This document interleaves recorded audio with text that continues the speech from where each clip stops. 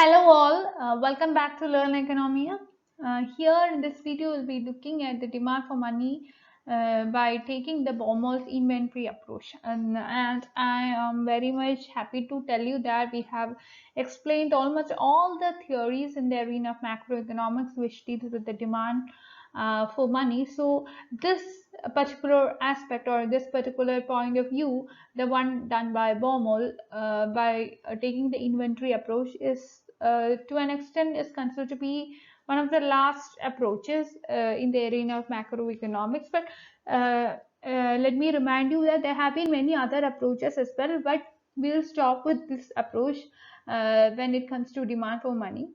So let's move on. We have seen many different approaches, the one by Fisher, the one by Keynes, the one by Milton Friedman, the one by Tobin, etc. So instead of Keynes speculative demand for money, so when I say all these things, I'll be giving you the description of all these theories in the description box here, so that if you have any doubt in any of the aspects which we would be covered in this particular video, which deal with any of the theories which we have discussed earlier, you can go through the videos by using the links given in the description box. Okay, so we have already explained again speculative demand for money and all. I'll be providing the link below in the description box. You can use that. Okay, so instead of Keynes' speculative demand for money, what Baumol has done is that he has concentrated on transaction approach, transactions demand for money, and put forward a new approach to explain it. When Keynes gave importance to speculative demand, Baumol has given importance to transactional demand. Okay, so Baumol he has explained the transaction demand for money from the point of view of taking an inventory management approach, and this is similar to the inventory management of the goods and services that is done by the business firms. And we know that as businessmen keep inventories of goods and materials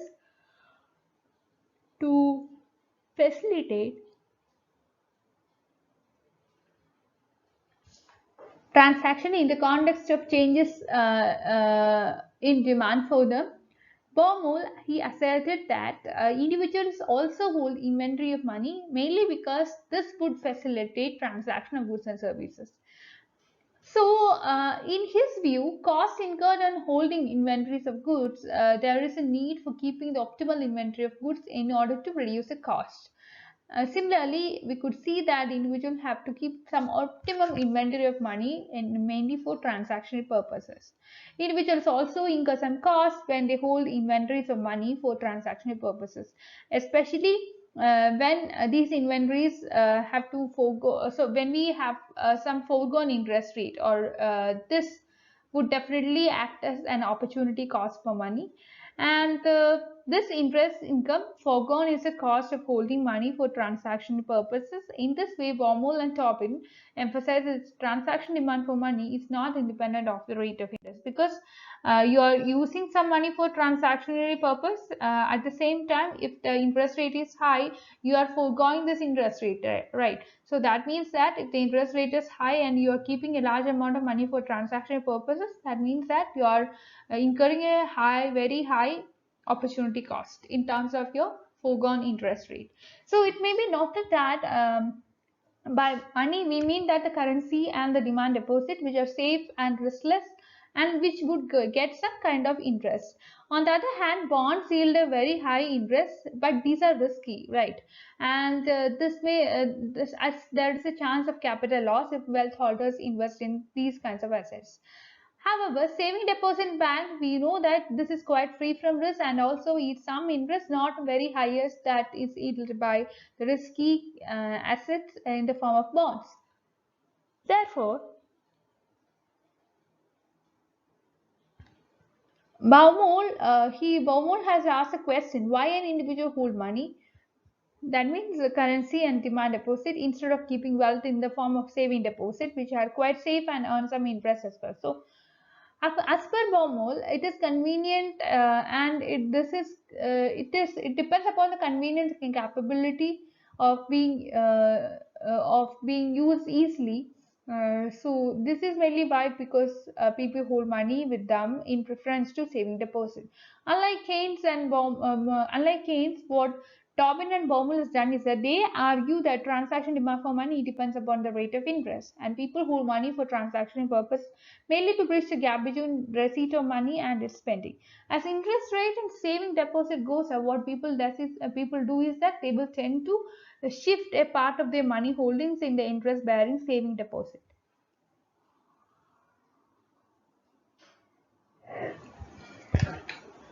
Individuals, they compare the cost and benefits of fund from different sections or different resources in the form of money with interest bearing saving deposits. According to Baumol, the cost which people incur when they hold funds in money is the opportunity cost of these funds, and the interest foregone by not putting these on saving deposits. So if you look at the analysis taken by Baumol, you can see that this is understood from the figure given here.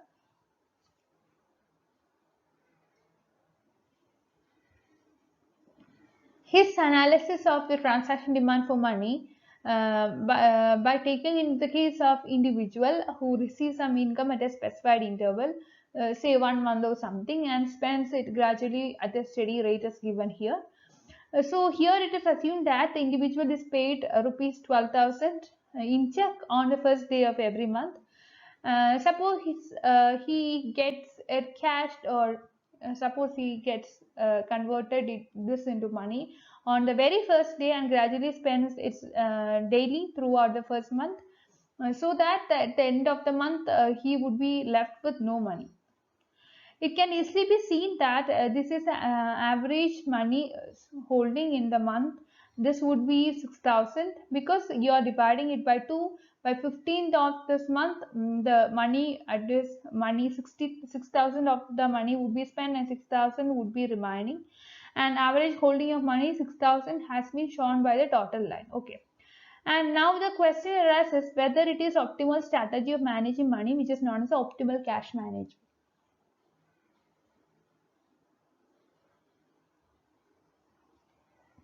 As per Baumol, the answer is no, mainly because the individual is losing some interest which the individual could have earned if he had deposited some funds in interest bearing saving deposit instead of withdrawing all of his salary in cash on the very first day.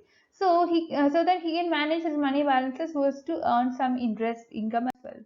So, in that case, suppose the interest, instead of withdrawing his entire salary on the very first day in cash, the deposit remaining amount 6,000 in saving account gives him some interest of 5%, and his expenditure per day is 4,000.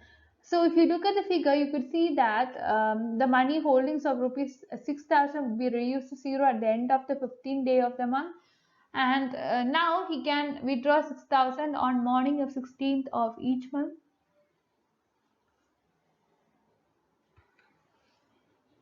and he would be spending it gradually at a steady rate of 400 per day for the next 15 days.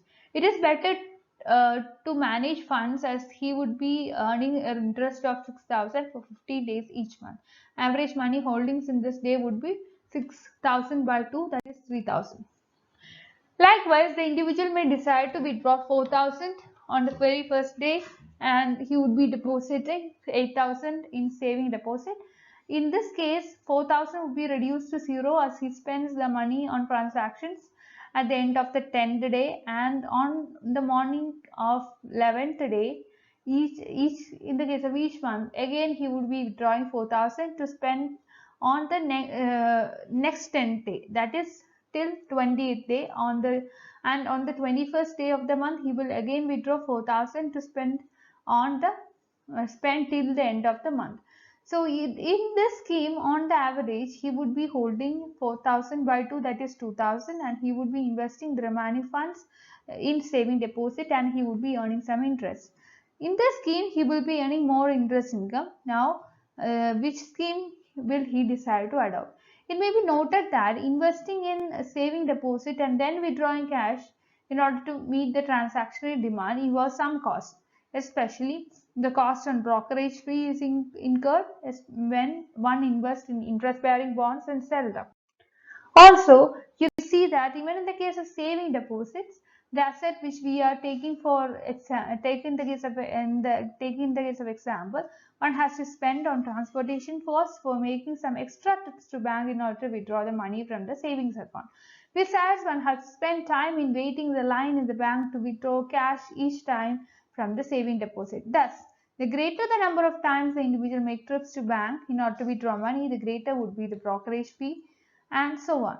If he withdraws more cash, he will be avoiding some extra cost in the form of brokerage fee and transportation costs.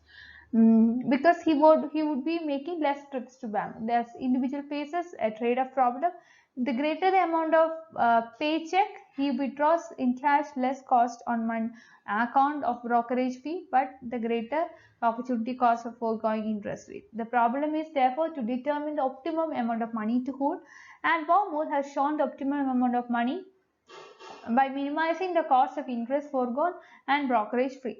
If you elaborate it further, you can see that let the size of the paycheck, let this be denoted by Y, the average amount of cash he withdraws each time when the individual goes to the bank would be given by C, and the number of times he goes to the bank to withdraw money is given by T. Brokerage fee he has to clear each time he makes a trip to bank would be given by B. And in the first scheme of money management, when he gets his whole paycheck cashed on the very first day, he incurs brokerage fee only once, since he makes only one trip to bank. Thus, here T in the first case is equal to T equal to Y by C, that is 12,000 by 12,000 is equal to 1. Here C is equal to Y.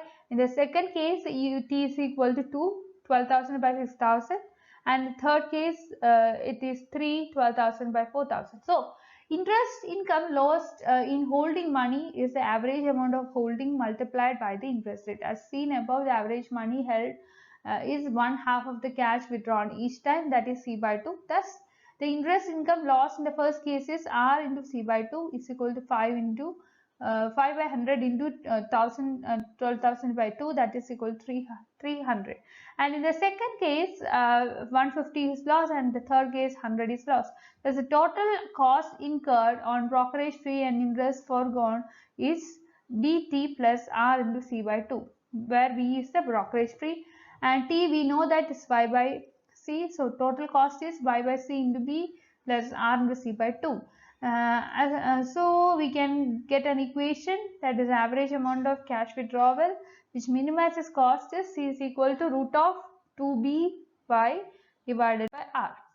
This means that average amount of cash withdrawal which minimizes the cost is the square root of 2 times brokerage fee, which is multiplied by the size of individual income and divided by the rate of interest. This is not the square root rule. Okay.